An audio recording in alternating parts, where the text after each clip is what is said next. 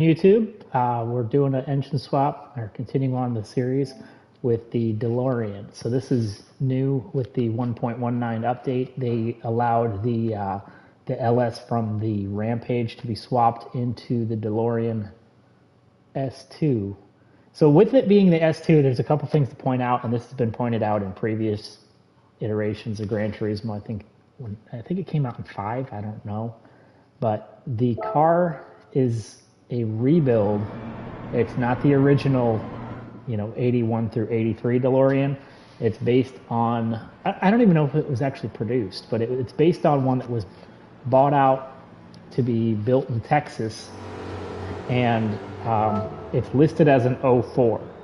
So who cares? Well, there's the new Neo Classic series, and that allows it from between 1980 through 2000. So this car would not be something that you could use in that series, which surprised me because I figured I'd play around with it there as part of the showcase. But it's listed as an '04, so it is not. It doesn't qualify. It also qualifies as an American car, even though it was originally Irish. I think I don't know if it qualified as an American car to begin with, but it was built in Ireland originally.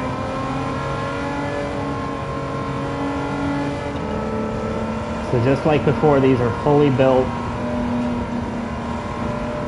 vehicles. We're running with the stock variant first, stock engine. And it's actually doing surprisingly well. This car is notorious for being underpowered and overweight. The stock engine is as a NA build, so there's no superchargers or turbos allowed. It feels pretty well balanced and pretty well planted. I don't have any aero on here at all. But this is an NA variant, so it allowed for the high compression heads or pistons, high compression pistons, and it's doing pretty well. It was a little under 600. It was like 660 P points or performance points, something like that. So this series is asking for, or suggesting. Oh god, we went way deep there. It's suggesting 700, and I wanted to play Watkins Glen, so this is a 5-lap race, so we're going to be a little bit longer in this car. I also kind of wanted to play with the DeLorean a little bit, just for the nostalgia. I didn't do wide bodies, and I didn't do any aero at all. Trying to keep the cars on the same grading curve. I did the engine swap variant of gold livery, because I believe they actually did have a couple plated in 24 karat or 8. I don't know the carat, but I believe they had a couple they actually sold that were released with gold plating. So I thought that would be like a good, homage, using the higher performance version. And with the engine swap, it did allow for a supercharger. So that one, I actually have the high-end supercharger on there.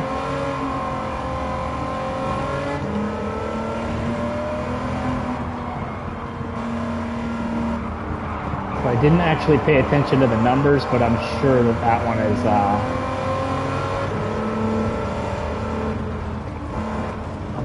that one's much better at performing. Although we're already, we're in 3rd place now. So this car is actually, I bought this car just for the nostalgia. I bought it right before the update because it was in the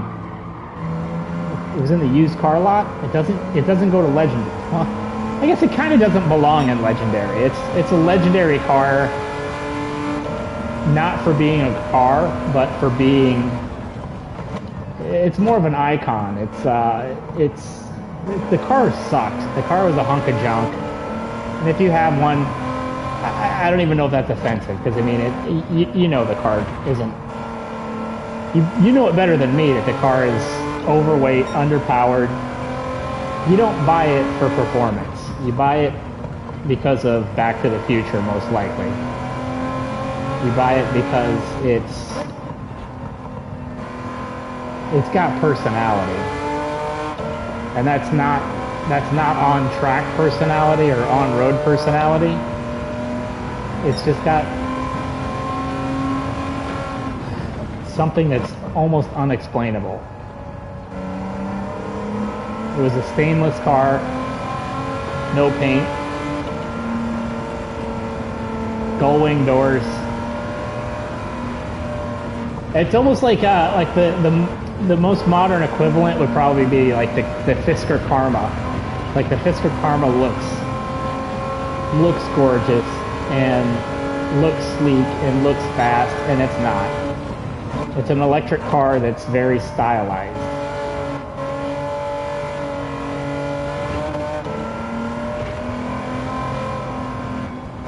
But that car came out before the Teslas that were, you know, they actually showed that an electric car can be a high performance vehicle. The Fisker is not that animal. I don't know about the newer Fiskers, if they've actually swapped that out and given it some performance. I know they're being built again.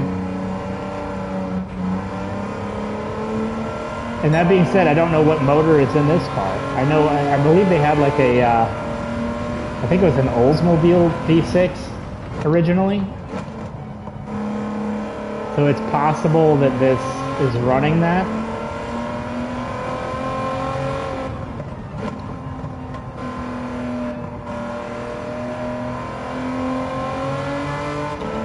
But we're halfway through this race and we're crushing the competition without hitting that performance point suggestion. So this car is actually surprisingly good. I know when I first started playing, when Gran Turismo 7 first came out, I believe I was in the 69 Corvette, and it was early on in the game, and I was in full competition with one of these. And it shocked me that the Delorean was at the front of the pack. So now that I'm actually driving the thing, I mean, this is the first time I've driven this car in the game. And it's actually quite impressive. I mean, it's not what I expected.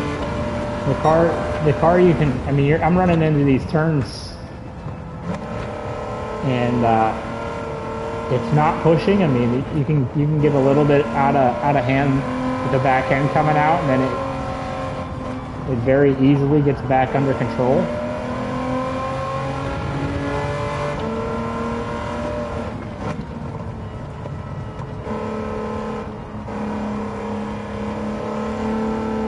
We'll see if LS swapping it destroys it.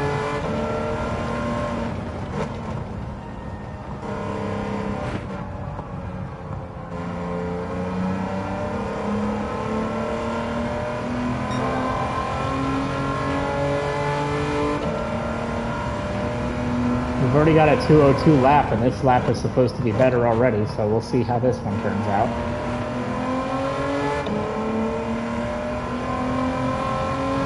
We're running on soft tires, soft racing tires, which you can see in the corner there, which is what I put on all these engine swap cars.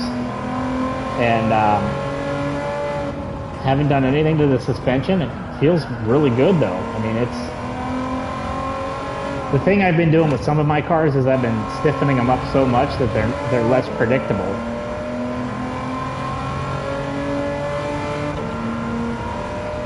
And that's after this, sweet, we almost got under 2 minutes.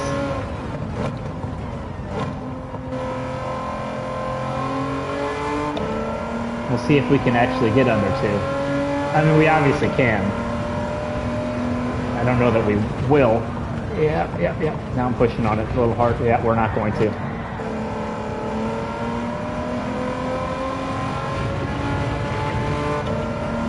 I got a little overzealous there. But now we know with the V8 version that if we can get under 2 minutes, we'll be in good shape. That section felt fast.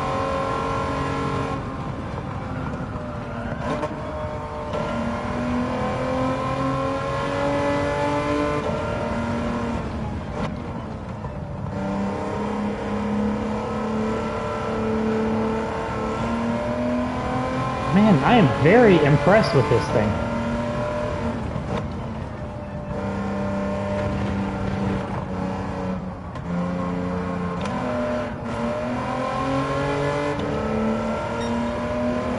So I have not picked up the Camaro yet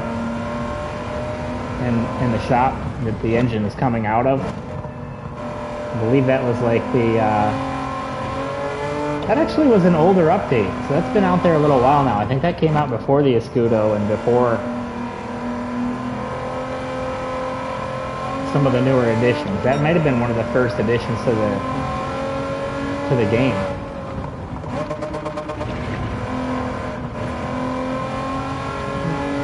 A little work for the mechanic to fix that valve that I just bent.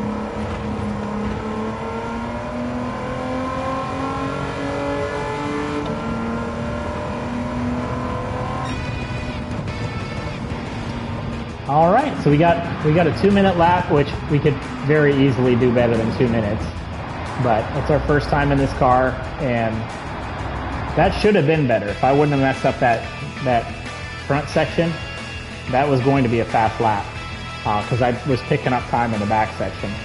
Now let's go ahead and first thing we'll check the power curve, see how it looks, see if it's got a wide. I would expect this to be a flatter curve than what's to come because the other vehicle's boosted. Let's see here.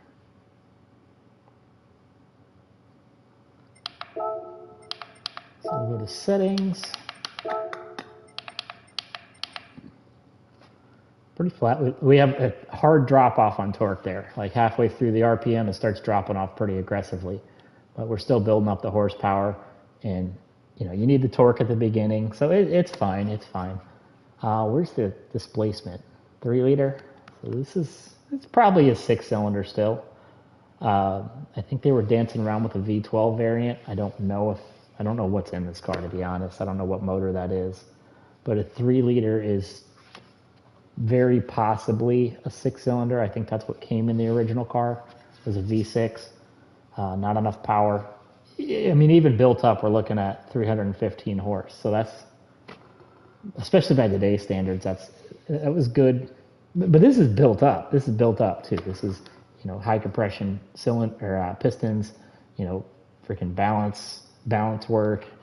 I don't even think. I think we increased the bore and increased the stroke, so it was probably a 2.5 liter before we messed with it. So it's probably similar to that original motor, even though it's not the 80s car. So here is our engine swap variant. Oh my God. Let's go check that again. So oh my God. This is huge. I haven't seen an increase like this. We're going from 315 horse to over 1,000, and we are adding a little over 100 pounds. So this is going to be an experience. I had no idea what I was stepping into here. Good Lord, this is going to be a different animal altogether. Let's see if this thing does backflips. So 800 torque. Oh, yeah, it still drops off. It still drops off pretty aggressively. I mean, oh, that's hilarious. This is going to be a handful. So we're adding over 100 performance points. We're well over doubling the horsepower. Is that over tripling it? I think that's over tripling it. 945 would be triple. So we're over tripling the horsepower on this thing. This is going to be a nightmare. I haven't changed the transmission because I didn't realize how much of a giant gap there was in this thing. So we're gonna, I'm gonna go ahead and push the transmission out there a little bit. We felt good before, but we're gonna run out of gear in this thing like crazy. Let's just give it just a couple. I don't want to go too crazy here. Now, if we can keep this thing planted, we should be able to get under 2 minutes pretty easily.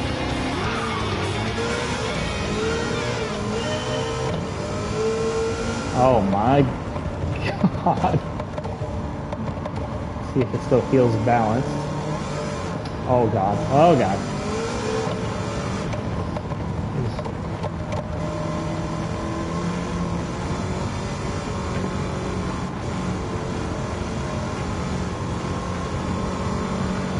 So you need a phone book underneath your gas pedal. You cannot put the pedal down. Oh, it sounds like a monster.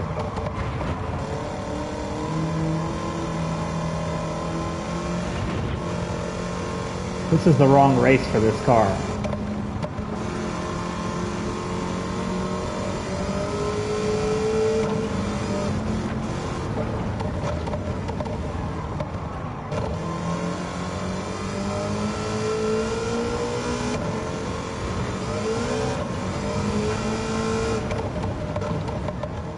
So I have traction control set to 1, which is my normal setting. And you're seeing that thing struggling the whole way here. I'd like to see an engine swap for those 63s. Oh God, oh God, oh God. Don't pick your eyes off the road. Good Lord.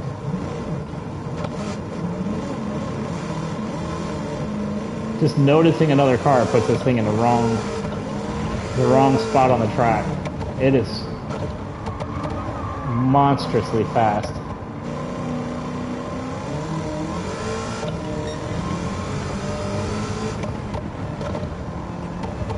Now this is the only car that this engine swap goes in right now, like as of the 1.19 update. So we may see it hit some of the other vehicles in the future. Like they added some of the original engine swaps, they added some cars that can take on those motors. Oh God. You cannot break concentration with this thing. 205 was running off the track. But they added, what did they add? They added a couple for, it wasn't K-swaps, it wasn't the Nissan.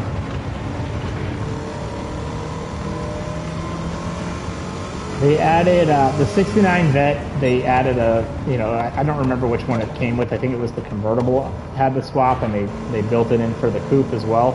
I didn't even realize there were 2 cars. They added another variant for the Hellcat,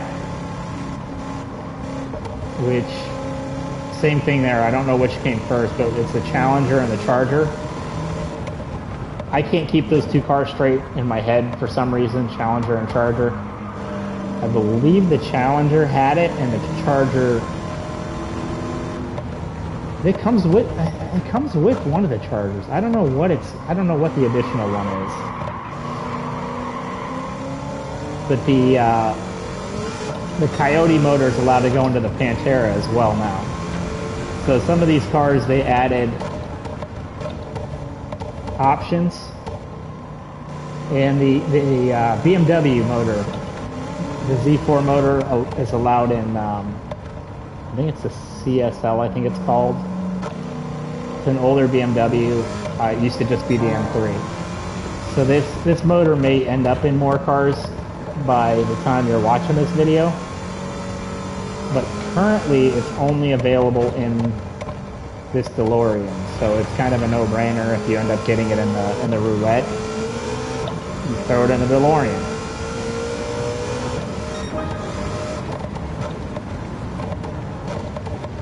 I've got a surplus of the Audi motors, so that's still only available for the the MR2.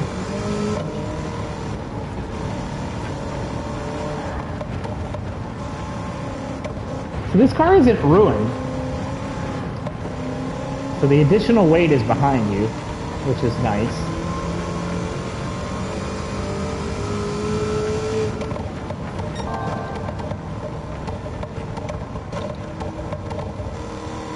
So it still feels very planted, very balanced.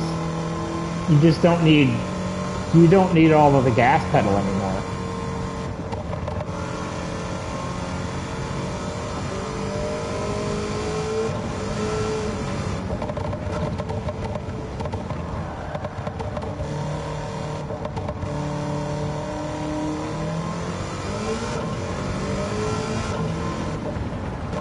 I don't even feel like it needs the suspension tweaked all that much. I mean, it feels pretty good still. It's still very predictable. It's still very well balanced. It's still very nicely set up.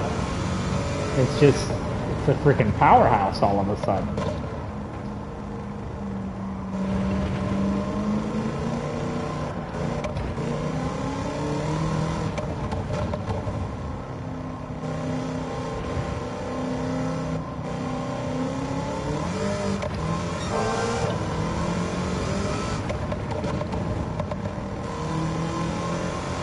I'm not even sure what ours...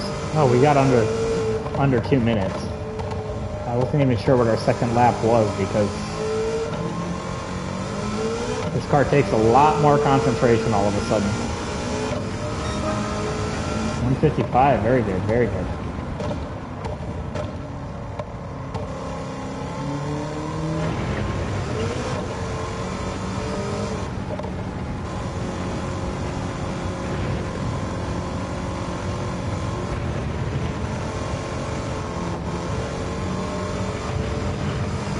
See if we can cut that down a little bit more.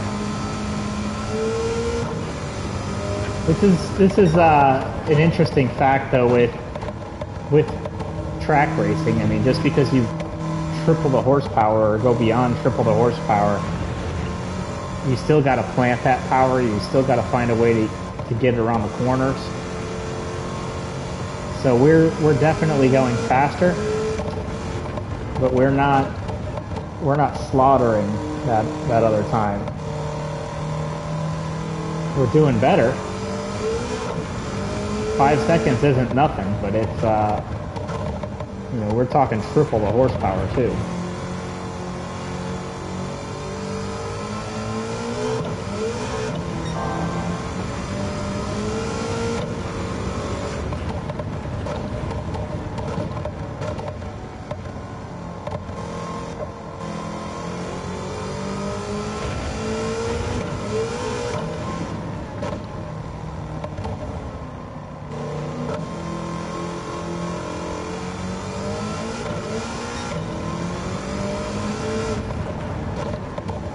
This car could be set up with a low RPM supercharger.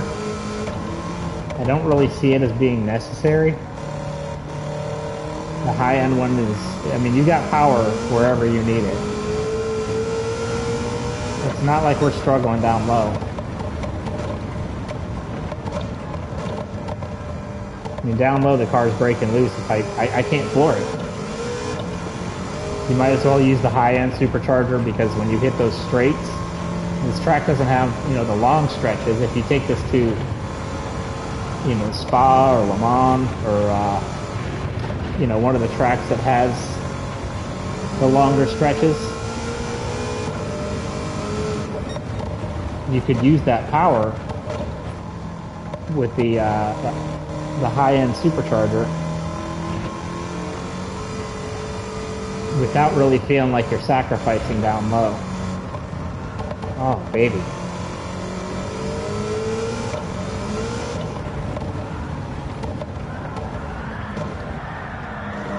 Oh, that was fun.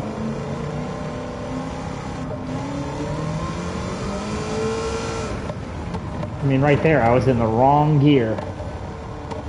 I could have downshifted. Why bother? Car's got way too much power. But it's usable power. I mean, you don't have to downshift. It's like, whatever. All right, we're in the wrong gear. We'll just power through it.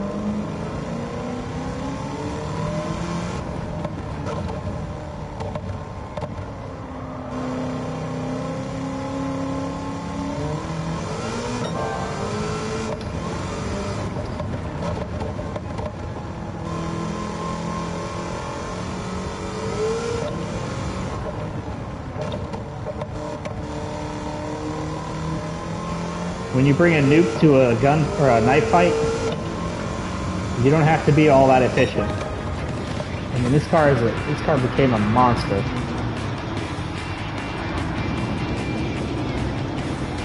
I think the obnoxious gold on there is actually very fitting.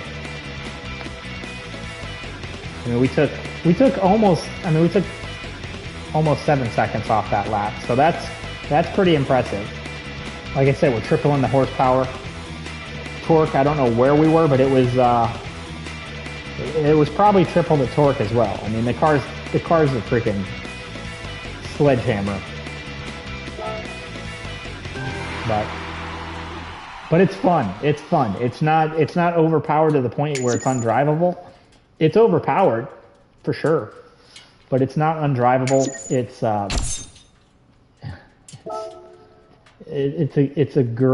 It's a great addition to the engine swap series.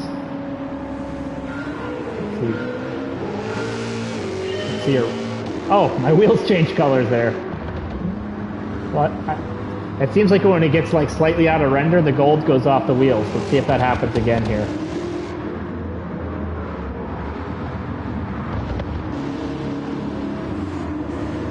Maybe it was that acceleration just blew. Yeah, see, look. Oh, see it? That's funny. That's funny. Blowing the gold right off the wheels. I've noticed that on some of the rendering when you come up behind a car on the track, you'll see like the it'll render like the reverse lights or something. Like they weren't there, and then it renders them in, and I'm like, are they braking? You know, what's going on here? What is happening with these lights? Why are they coming on? But it's just the game. Is that me backfiring like that? Good lord.